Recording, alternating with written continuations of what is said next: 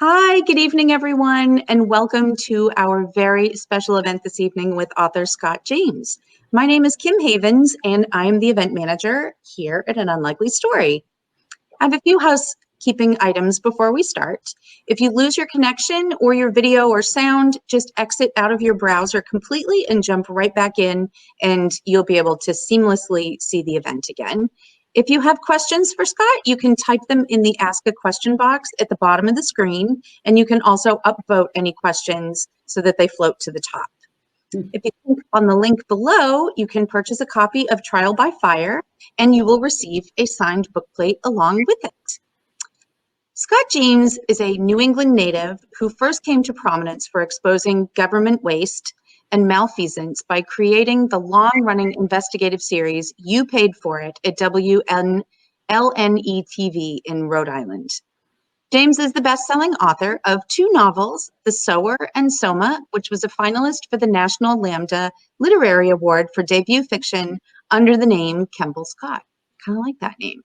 With his weekly eponymous San Francisco column for the New York Times, James found stories that drew coverage from other national and international media, including the New Yorker. What? Can you not hear me? I can hear you. Okay, cool. The London Times, The Guardian, and many more. He's been honored with 3 Emmy Awards for his work in television news. He's joining us from San Francisco, where he's the co-founder of the Castro Writers Cooperative, known as the Coop, a co-working space for Bay Area writers. Scott James is here to introduce his Trial by Fire, an investigation into the 2003 fire at the Rhode Island Station nightclub that killed 100 people and injured hundreds more. It's a heart-wrenching story of the fire's aftermath because while the fire, one of America's deadliest, lasted minutes, the search for the truth would take years. I will share a quote from the Starred Review in Publishers Weekly. It is gripping, meticulously researched. James draws on his knowledge of the state's politics and interviews with the principal players to prevent a complete, affecting picture of the tragedy's terrible human cost. This is essential reading for true crime fans. Joining Scott this evening is Pamela Watts, a New England journalism icon and a favorite local news anchor and reporter for 3 decades. She led news broadcasts on both ABC and CBS affiliates, plus launched WRNI, an affiliate of National Public Radio. She's the recipient of 2 Emmy Awards as top news anchor in New England and dozens of other journalism and broadcasting honors. It is my distinct pleasure to welcome Scott James, along with Pamela Watts. Hi, Scott. Hi, Pamela. Hello. Hi, Kim. Thank you so much. And thank you, An Unlikely Story. It is one of my favorite bookshops, and we are so glad that all of you can join us tonight. Scott and I should tell you too, started our television journalism careers together. So this is a professional reunion and as well as a personal one. Trial by Fire, a devastating tragedy, 100 lives lost, and a 15-year search for the truth. This book has just been published, but as you just heard Kim say, there is a lot that's being talked about with this book. Publishers Weekly giving it a starred review, and they called it gripping. Also, the Sun Chronicle, which is right from the Attleboroughs, said, quote, "Everything that you thought you knew about the fire is probably wrong." But this is not a book about simply uncovering truths. This is a book about people's lives that were changed forever by the blaze. Well, here in Southern New England, as we all know, we lived through this tragedy in a very personal way. And but because we're virtual tonight and we have people joining us from perhaps around the world, Scott, why don't you set the stage for us of this gripping story? Well, thank you, Pam, and thank you to An Unlikely Story. And Pam's right, this is one of my favorite bookstores. My parents lived not far from the bookstore, and in fact, the book is dedicated to my parents' memory. So it's very touching to be back and welcomed at the store. But as Pamela said, this was one of the worst tragedies in the United States, and it happened, of course, right at our doorstep. But we probably should start by setting up and explaining what it is what happened. So we prepared a little bit of a video to kind of set the stage. I'm going to try to do a screen share, and I'm going to try to share that with you right now. So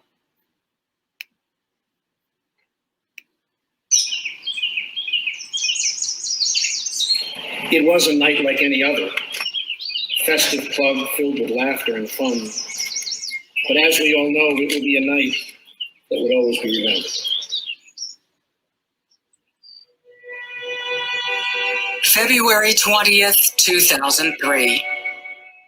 The aging rock band Jack Russell's Great White performed at the Station, a small roadside nightclub in the old New England mill town of West Warwick, Rhode Island.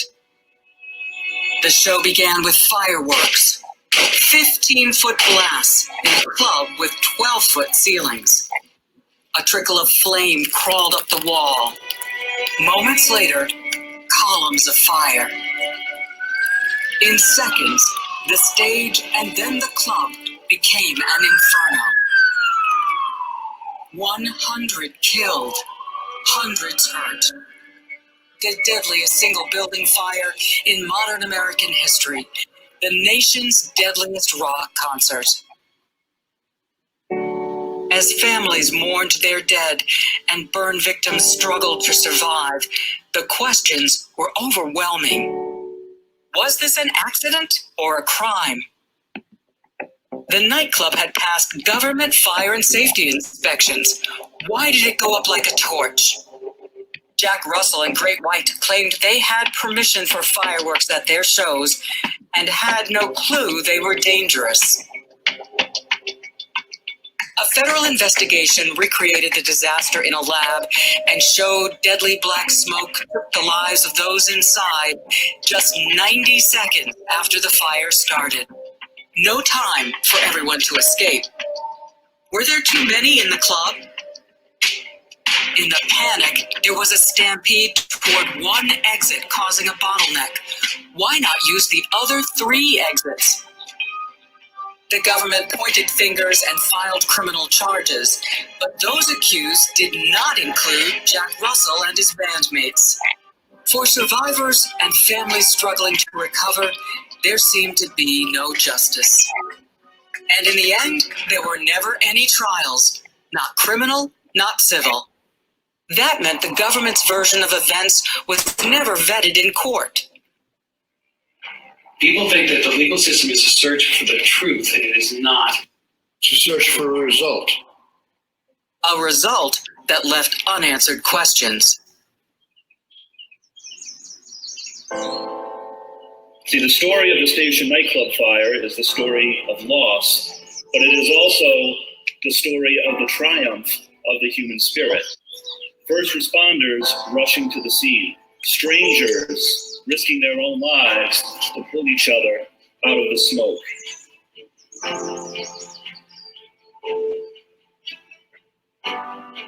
Now, a fuller explanation of what happened has emerged. Key figures have shared what they know for the first time. A story of people put through a crucible, of survivors, heroes, victims, villains, of a system that's supposed to be there to protect us. Okay, so there's a lot to unpack there. Another twist in this awful, tragic story was that inside the nightclub, when the fire started, was a local TV news photographer from Channel 12. I know many there in Plainville know Channel 12 and watch Channel 12. And he happened to be there working on a story about public venue safety. And he was rolling, he was assigned to tape something called B-roll, which is generic shots that are going to be used later in a different story. So his camera was rolling when the band took the stage and when those fireworks were set off. And so the entire tragedy is captured from inside as it happened. Now in 2020, we're very used to the idea of things being captured on video. It happens all the time, we see it on the news. But in 2003, the iPhone had not even been invented yet. So it was extremely rare to capture a tragedy of this magnitude on tape and then to have it be recorded by someone who is a professional journalist. I mean, you have to look at incidents like the Hindenburg explosion or 9/11 to have a similar scenario happen. So as a result, because it was on video, that video was shown all around the world. And as awful as this tragedy was and the loss of life made it a horrific story, it was elevated even more in the public's consciousness because of that video.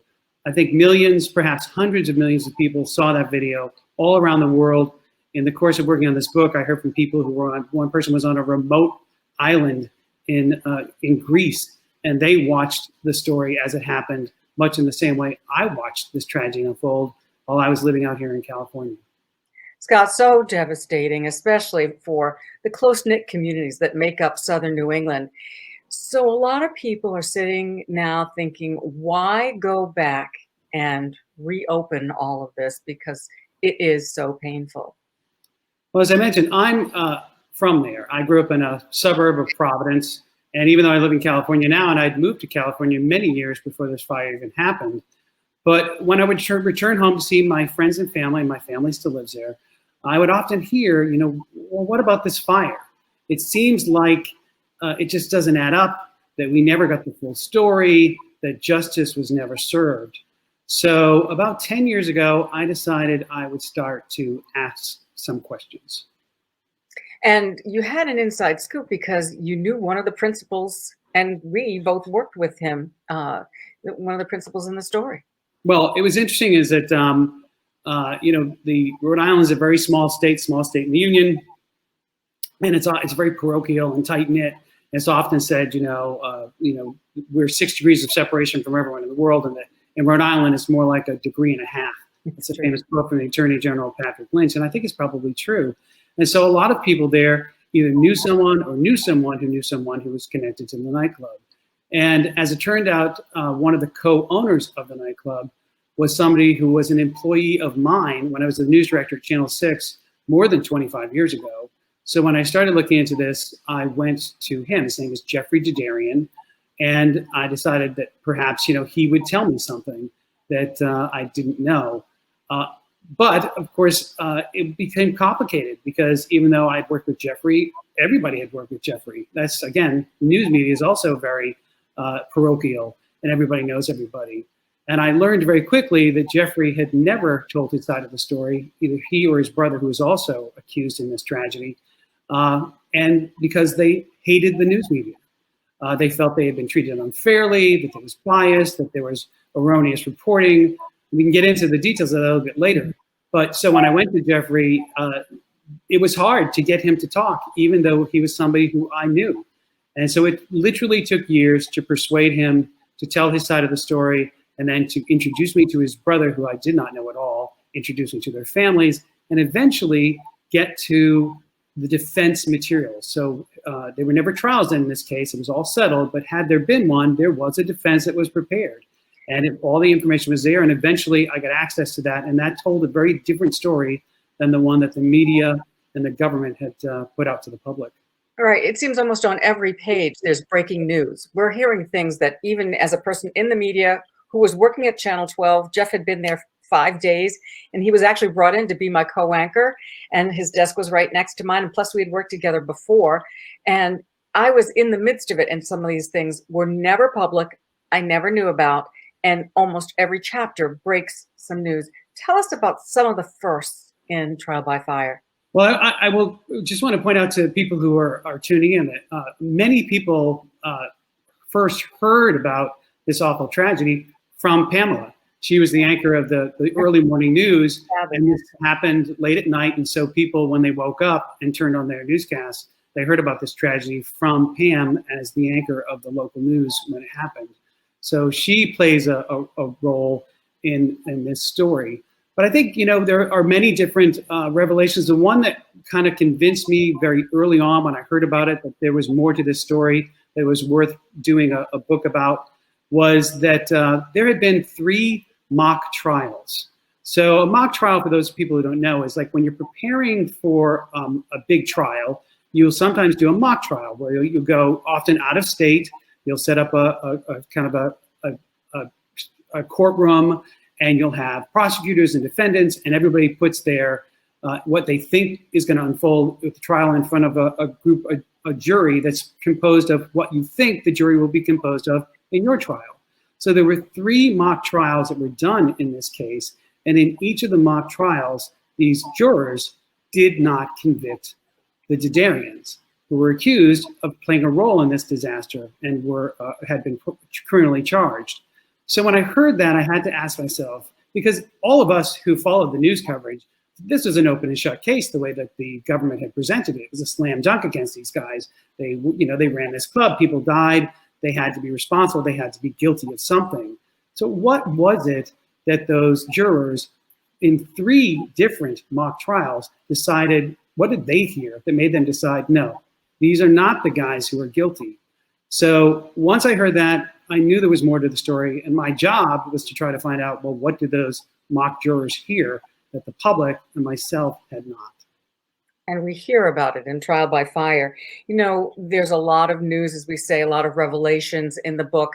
And but for people who are considering reading it, it really reads more like a novel. And I've read it a couple of times now. It reads more like a novel because it's really more about people as well as the telling of the story. You kind of knitted it all together. How did you do that?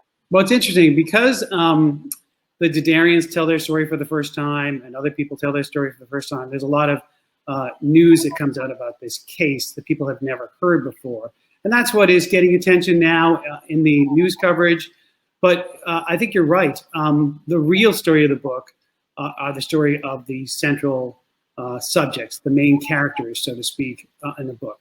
And so the way I tell the story is that I pick a handful of people to represent the many. So as you know, there were 100 people killed, hundreds hurt, thousands of lives were impacted, and all of those people deserve to have their stories told. But you can't really do that in the confines of the book. So you need to pick. So I pick only a few people, and we follow them from before, during, and after this tragedy. And we really see it unfold and happen through their eyes. So, but these are not random people. The people I select are selected because they're also there when key things happen in this tragedy, in the criminal case, in the investigation, and in the aftermath. And so we are in the room when events happen and see them through their eyes that really impact how this tragedy unfolded, how the criminal case ended. I mean, you're there when the decision is made about a plea bargain for these guys, the Dedarians, and you are actually there when they are deciding whether to accept this plea bargain. And then in a very strange twist, I think to many people will be surprised to find out that when a plea bargain was put on the table, the decision was made, they called the deal buy one, set one free. That one of the brothers, in order to make this case end, and we can talk about how plea bargains work and why people do them, but in order to make this case end, one of them was going to have to serve some time in prison. But the cruel twist to this, or the weird twist to it, is that they had to decide among themselves, between the 2 brothers, which one of them is going to go to prison and which one is going to stay home and help take care of the families. So Incredible. that was a very odd, intense moment that you were there for in a Dunkin' Donuts in Cranston. They went there so that their children would not overhear the conversation, and they suss this out. And they make a decision about which one is going to go to prison, and they make the wrong decision. And you'll find out why it was the wrong decision. It had devastating consequences. And they also thought that by taking a plea bargain that they would kind of end this tragedy, or at least a chapter of it, and people might be able to move forward from their lives, to be some sort of sense of closure or resolution. And it has the exact opposite effect. People are not happy, no one is going to be happy, but people are not at all satisfied with that plea arrangement.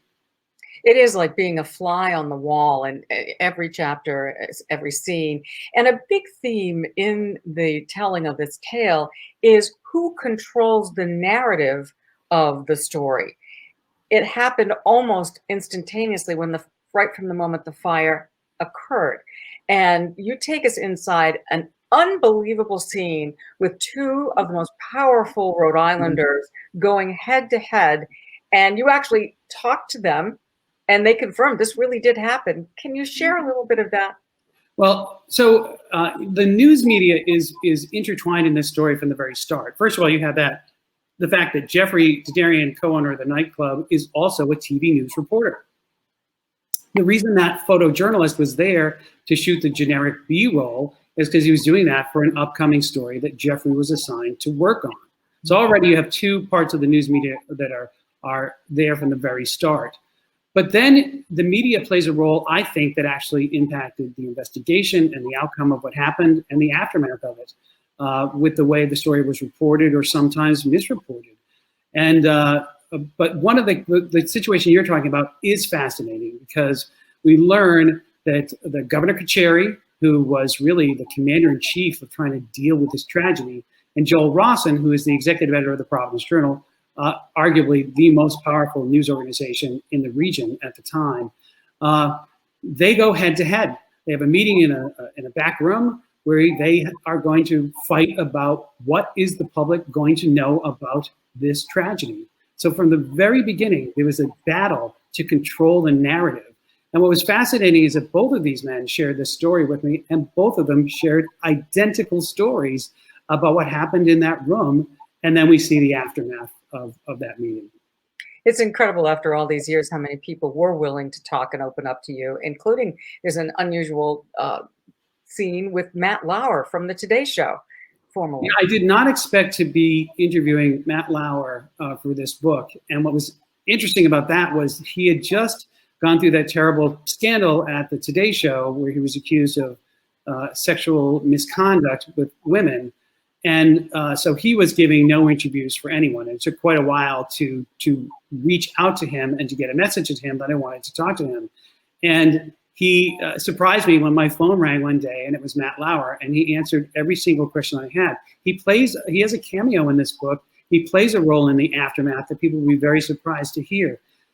So when he talked to me, he had not done any on-the-record interviews with anyone at that point, because, of course, the scandal that was he had just faced.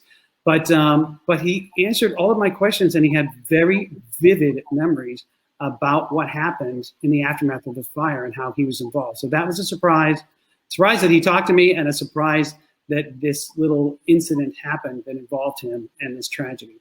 Mm-hmm. Let's talk, shift a moment and go to just a little bit from the book. I was wondering, it opens in an unusual way, and I was hoping you might read a passage for us right from the beginning. Right, I'll do a brief thing from the very beginning. So the book starts this way: February 20th, 2003, 11:07 p.m. It takes 90 seconds to sing the Star-Spangled Banner. Human beings, on average, can hold their breath for up to 90 seconds. A typical person needs 90 seconds to read one page of this book. 90 seconds mark the moment between life and death on the night of February 20th, 2003 at The Station, a scruffy, low-slung roadhouse nightclub in the old New England mill town of West Warwick, Rhode Island. Tragedy started with a song. Shortly after 11, the rock group Jack Russell's Great White took to the club stage with screeching guitars in the dark. On cue, the band's tour manager, Daniel Beakley, set off 4 GURBs, giant sparklers set on the floor behind the lead singer, 2 blasting bolts of sparks to the sides, and 2 in the middle directed up toward the club's low, dark, glittered ceiling. The fireworks lasted 17 seconds and were meant to evoke the aging metal band's former stadium glory days in the 90s, creating an ethereal glow behind the performers. The audience went wild. And that's how it starts. Wow. Well, you know, it's interesting that the very first line is 90 seconds. 90 seconds is how long it takes to sing the national anthem. Very odd kind of thing to write. Why did you pick that? Of all the things you could have picked, why did you say that? Right. So there are a lot of different things I could have chosen to kind of mark out for people what 90 seconds is. Right. But I choose the Star-Spangled Banner because it's symbolic, and I want to send a message to the reader right from the beginning that this is an American story. It's something you're going to learn something about America. In this case, you're going to learn kind of the failures of America, the failures, the people who were killed and hurt in this tragedy were failed, frankly, by the institutions that we think are going to be there to protect us from something like this happening. And in the aftermath, they're also failed when they need help. And that is a large part of the book. As we follow these people, we learn that the system really wasn't there for them as a way we think the system is going to be there. So, you know, one example is FEMA. So Rhode Island did not get, despite the enormity of this tragedy, Rhode Island applied for and was rejected to get help from FEMA, the federal government. Just a few years earlier, FEMA had stepped in when there was a fire in Worcester where 4 firefighters died, and they helped those people and those families. But they did turn their back on Rhode Island. I think part of that was because the people who were at that nightclub were basically, blue collar, working class folks. Many of them had tattoos. They loved rock and roll. They loved to party. These are not the traditional people that the charities reach out and help. Charities help kids with cancer or other groups. I think for the elites that run the world of charities, these people were not appealing to them. And so as a result, they have to fend for themselves. Now, initially, there's a huge outpouring of help for these folks. And it helps them get through some initial medical bills and burying their loved ones. But things don't just last 3 months. We're talking about people who are horrifically burned, who can't work. They start losing their homes, they're getting evicted, their cars are being repossessed. And so one of the amazing stories of this book is how that a grassroots effort starts with the survivors themselves, raising money for other survivors so that these people are not completely destroyed by the aftermath of this tragedy. And that is a failing of our society, that we had these people fend for themselves in that way. So you see that, and that is probably one of the larger messages of the book as we're looking for people to blame. We love scapegoats in this country, and there was an effort to hang this tragedy on certain people, but the failings were much, much, much, much larger than a few individuals who were pursued by prosecutors. And yet there's also stories in the book, Scott, that are just incredibly inspiring, really heartwarming, and gave me chills. I mean, I think you can weep over some of the wonderful things that speak to the human spirit. It's true. I think that, people who tell me they cried about certain parts of the book, they're not crying necessarily over the horrors, and there's plenty of horrors and tragedy in this book. They cry over the inspirational achievements and people overcoming unbelievable odds to survive, and in some cases actually thrive, and what they do with their new lease on life. It's, I'm getting emotional just thinking about it now. Those are the parts of the book that really get to people, are the inspirational parts, not necessarily the tragedy. And it's interesting because we're talking about all the news that comes out of this book, but the news and the journalism, the investigation really is around the edges. The central stories of this book are about those people and about what they did and how they survived and how they achieved. It's really, they're amazing. And I'm so grateful that they took the time to share their lives with me in such an unbelievably intimate and personal way. And that I was able to put that into the book. Mm-hmm.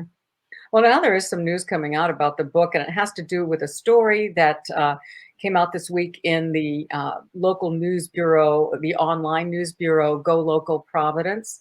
And it's a story that could have derailed the book, actually. Do you have some details on that? Well, yeah, I mean, it's really interesting. I mean, this is a tragedy that has a lot of moving parts, to say the least. I feel like every day I worked on this, I found out something that was new and fascinating and amazing.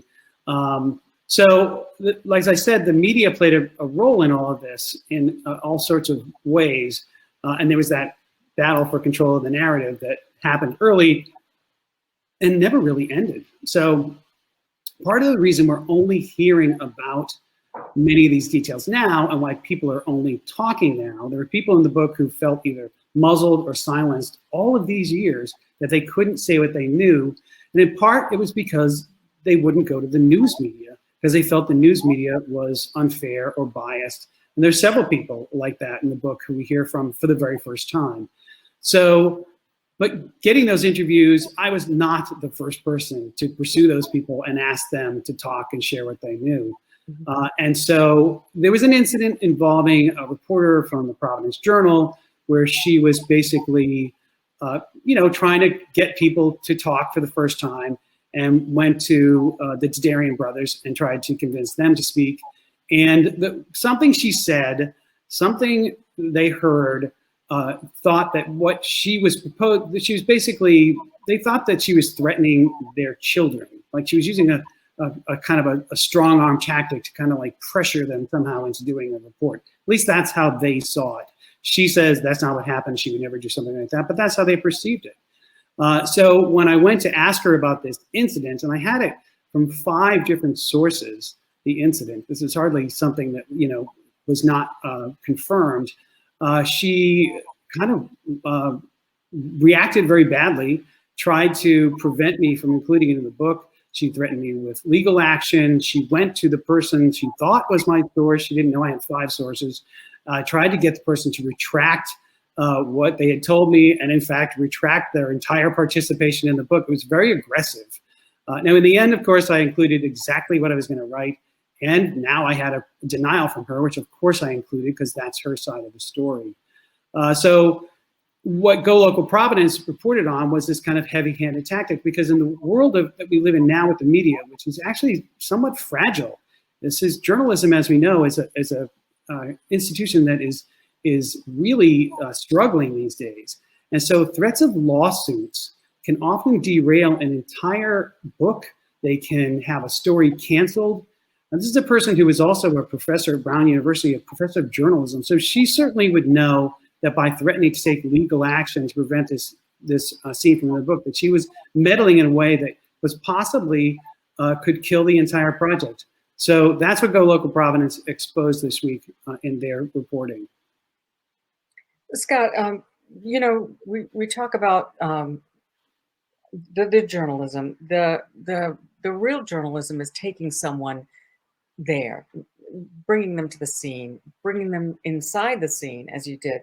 And in so many ways, we are actually in the fire. We're in the triage that's set up at the restaurant across the street. We're in the hospital. We're in the, you know, these meetings that went on behind the scenes. We're in the meetings between the survivors and the conflict that was among all of these people. I think a lot of people would like to know what it was like for you personally as a writer and journalist, chronicling all this. How did you feel? Can you tell us a little bit about that voyage? Well, it was, you know, this was very emotional, obviously much more emotional for those who experienced it. And to get to what we read in the book, you see the final product. But to get there was a process that actually took years. Well, I wanted to have kind of an intimate lens. So I really wanted to see this story through the eyes of those who experienced it. So I came up with a process where I would interview someone about a scene that I wanted to include in the book. I would go home, I would write it up, I would return a few months later, and we would do kind of a kitchen table read. I'd print it out, and the person would have to kind of approve every noun, verb, and sentence, because if I'm going to claim that I'm seeing something through their eyes, then I want accuracy, and I want them to say, yes, that's what I was thinking, that's what I was seeing. But what happened with these kitchen table reads is that it became a whole other process. So this was a prompt, and people would then remember details bubble to the surface, emotions bubble to the surface that this draft elicited. And frankly, that made the book so much better. It's why people look at it and describe it as kind of a nonfiction novel, because we are so intimate in the heads of the people, and we get incredible detail from these memories that come up. Mm-hmm. But you know, look, it was rare that an interview didn't involve tears, because we're talking about people reliving the worst times of their lives. And so that was very difficult. And I have to say, there were times when I wondered, why am I doing this project? I remember one person I went to who was kind of not the main character. He was a side character to a scene, but he was a witness. And he could confirm everything that the main subject was telling me. And all I needed was him to look at a couple pages and just fact check it with me. And 3 hours later, he's devastated and he's a complete wreck. And you just say to yourself, what am I doing? I mean, I'm going to people and asking them things, thinking I'm just, you know, a reporter checking my facts. And then I've left this person so hurt. So that was, you know, soul searching for me. At moments, why, you know, I had to ask myself, why am I doing this project? But look, I think there's a larger picture here. This is a story that needs to be told. I feel as though, you know, in the United States of America, we should not have a case, a situation, a tragedy where 100 people have died, hundreds more have been hurt, and we don't know everything about it, that it's settled and pushed aside, and we have unanswered questions. There should be no unanswered questions about something like that, because when we have unanswered questions, we have more tragedies. And in this case, I think there's a direct line from the Station nightclub fire to the fire that happened out here in Oakland, the Ghost Ship fire just a few years ago. Different situation, different facts, but the same in certain ways. A death trap of a building that never should have been occupied by people, that went up in flames, and there was nothing in there, no sprinkler system, nothing to protect them, just like there was no sprinkler system in the Station nightclub. Why do we have places that are open to the public, that the public's going to, where people can die, again, packed with highly flammable interior? That's what happened in the Station fire. So we seem not to have learned lessons. And I think that if the book does anything and makes a connection with people, I'm hoping it's on that level, that people will say, we have to demand better of our system so that this does not happen again. Right, because we have heard that this fire, the Station nightclub fire, because of its unusual video of it starting, the countdown of the moments, all of this, this is taught and shown to firefighters all over the world. Yeah, there are very few upsides to this tragedy, but that is one. It's one that people should know about. Because of that video, this is one of the most studied fires in the history of the United States. And it is used as a teaching moment to just about every firefighter, every fire inspector being trained today in the United States. They study this case, they see what went wrong, they have the video as a second-by-second documentation of what happened. And so it's that video has probably ended up saving many lives because it is used for training. I mean, that's terrible that it had to happen of that, but that is one of the very few upsides coming out of this disaster, is that people, at least when they're learning to be firefighters and learning to be fire inspectors, they look at that video, they learn from it. Scott, we don't have a lot of time left, and I don't know if we want to invite Kim back on, perhaps, and see if there's some questions from everybody who's been joining us tonight and graciously giving us their time. Yes, hi. Well, that was smooth. Thank goodness. So Denise would like to know if you included any views of that night from a fireman, police, or EMT. Yes. One of the really compelling moments in the book involves a firefighter who was right on the front line. And I will give full credit because the firefighters and the first responders generally never speak. Many of them are traumatized. Some are not firefighters anymore because of what they saw that night.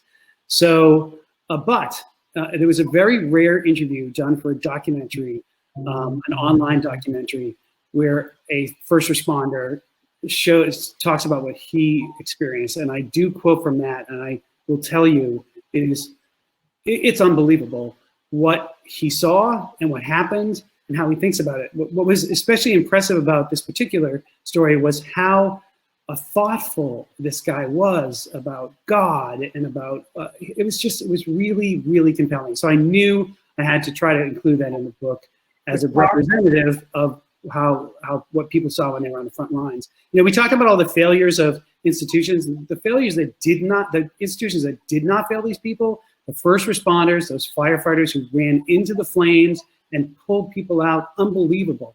The initial medical response, if you were injured, you survived that fire. Very, very few people died from their injuries. That is a medical miracle. Frankly, it's something that could not have happened even 20 years earlier. The technology did not exist to save people's lives. So those efforts, those people are heroes. They worked so hard, and they did not fail these people when so many others did. Right. So Sandra, also, she says, thank you for writing the book. I've always been surprised that there was so little information. I mean, I think I remember seeing something where they recreated the box with using that, and it was horrifying.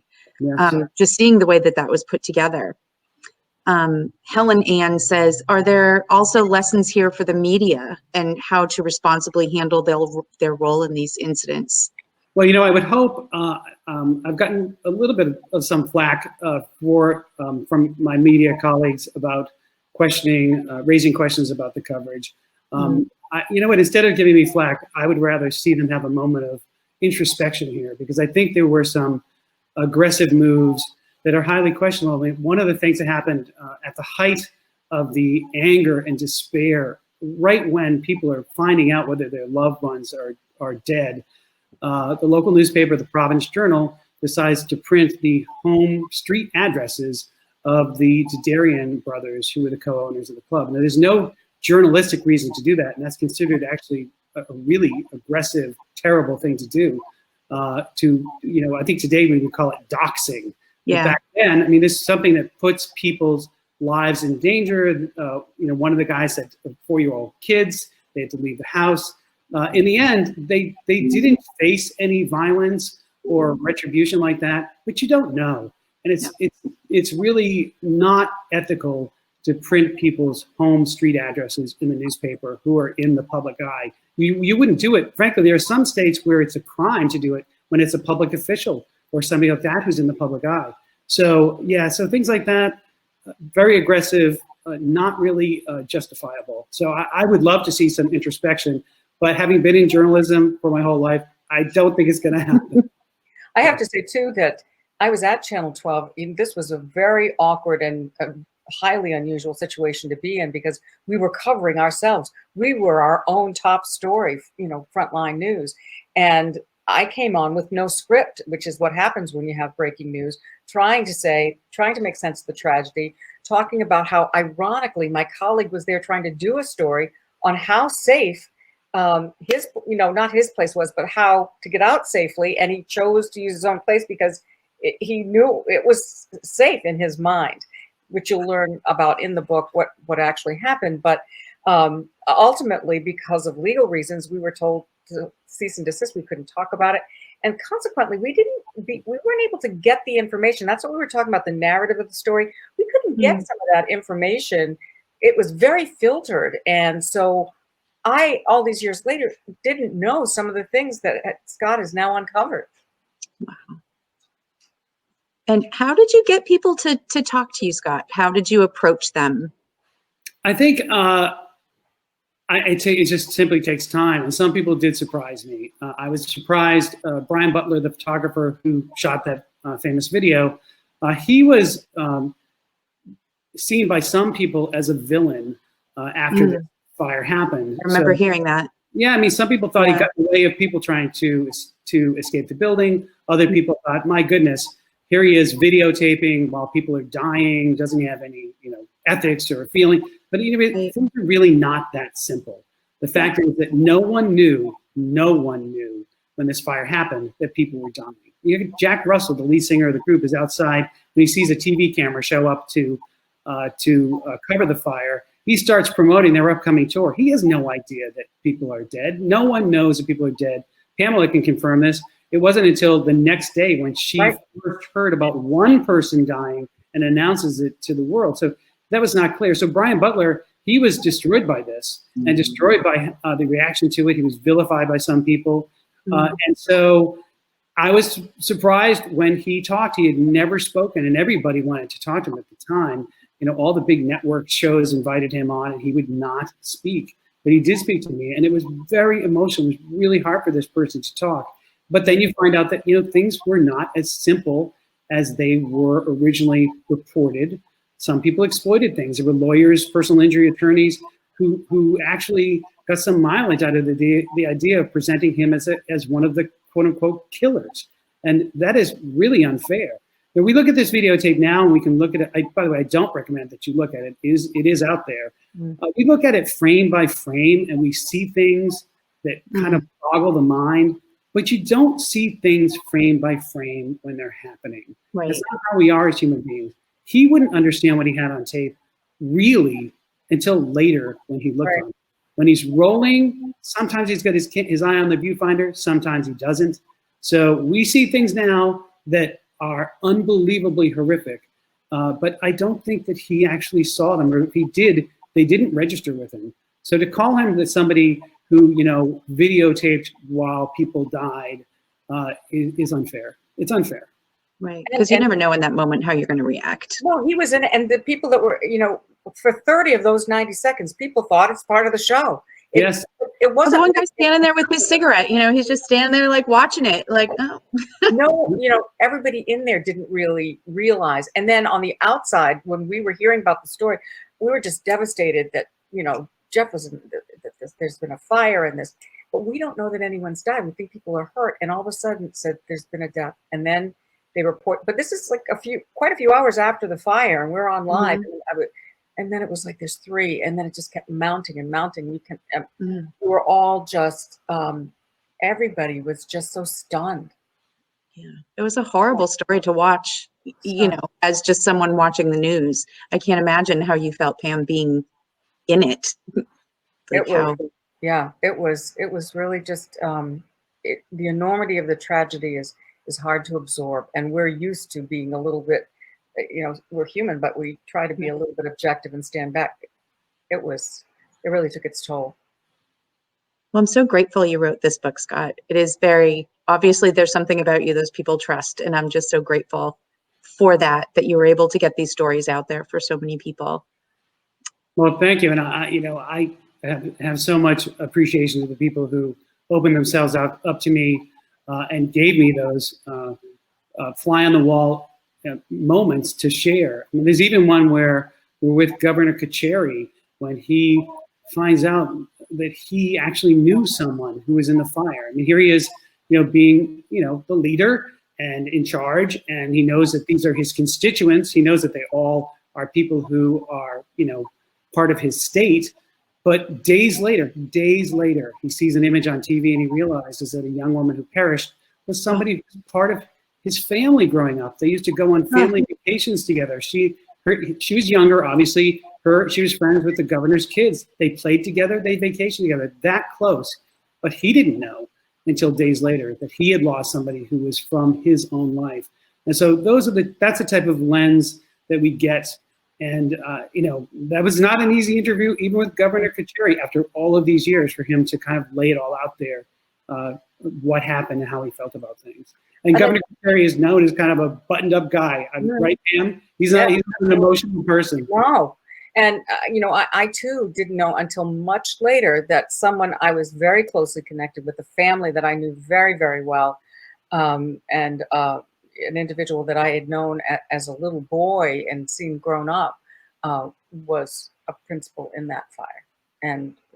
But I didn't find out until much later, and it was a shock. Yeah. Some button is going off. So anyways, today's not my technology day. But I'm just so grateful, and I'm sure the survivors are grateful as well to have all the truth come out about that. So, well, I think some are. I think some had unanswered questions all these years. One of the when we talk about that, there may have been some people think that justice was never served. Part of that was because there was no mechanism in Rhode Island law to hold anyone accountable for those people who were hurt. The criminal charges that were eventually brought against folks, and the Darien brothers had to defend themselves, and so did the roadie tour manager who actually set off the explosives. He pled guilty. But there was no mechanism in the law at all to hold anyone accountable for those who were hurt. So all of these people who survived and were injured, and some of them suffered horribly, were basically told by the state of Rhode Island, we've got nothing for you. There's no one who's going to pay any sort of price for what happened to you, because we don't have the law that covers it. So those people, of course, will never be fully satisfied because they never felt like they got their due. And so for them, this would be a case that always was a miscarriage of justice because Rhode Island law failed them to hold people accountable. And were laws changed because of it, because of all that happened? There were fire codes that were changed, and there were all sorts of orders to put in sprinklers. But here we are, and the same thing happens in Oakland, where a bunch of people die in a death trap building that was not safe. So I would say that you have reason to be concerned that even though we've been told that there's a lot of changes, that you should be skeptical of that. I also would love people who read this book or just hear about it to please take note when you go to a public venue to notice where the exits are and figure out an exit plan. I was recently at a concert here in San Francisco at an older venue called the Bill Graham Auditorium, and it was so crowded, so unbelievably crowded. I remember thinking, if something goes wrong, we're not going to get out of here. I was in Foxborough for the Ed Sheeran concert a couple of years ago. Oh gosh. Wow. And I was sitting there thinking, there's no way I have my required 7 square feet. I was crammed in like a sardine in a team when I was in that audience. So, things can go wrong, not just fires. As we know, things can take an ugly turn at all sorts of public events these days. Right. So plot out your exit plan, look where you're going. It sounds corny, but a lot of people after this fire happened and after they saw that video, they have told me from that day forward, they always notice where's the exit, whether it's at a restaurant or a nightclub or a concert. Right. Fantastic. Well, thank you so much, Scott. Thank you so much, Well, Pam, thank you for for being having here me. with us. I hope you all watching buy the book. You can just click the green button down below. And go to Unlikely Story if you're in the Yes. area. It's one of my favorite bookstores. You guys do such a great job. It's a community space too, and I know that we can't really do community in person right now because of the pandemic, but I'm so impressed with all the things we have going on there. Yes, we have people in the store. It's a happy place. It's got a very good feeling about it, and it's a joy to have people back in the store, even 25 at a time. There you go. It's a great vibe. Yes, it is. It's my happy place. It's kind of keeping me going through all of this. So, and these author events, they're very important to connect with people. So excellent. So thank you all so much. Thank you all our people watching and for joining us. We really appreciate your spending time with us this evening. Well, thank you. All right. Thank you, Pam, too. Good night. Awesome. Thank you, Scott. Thank you, Pam.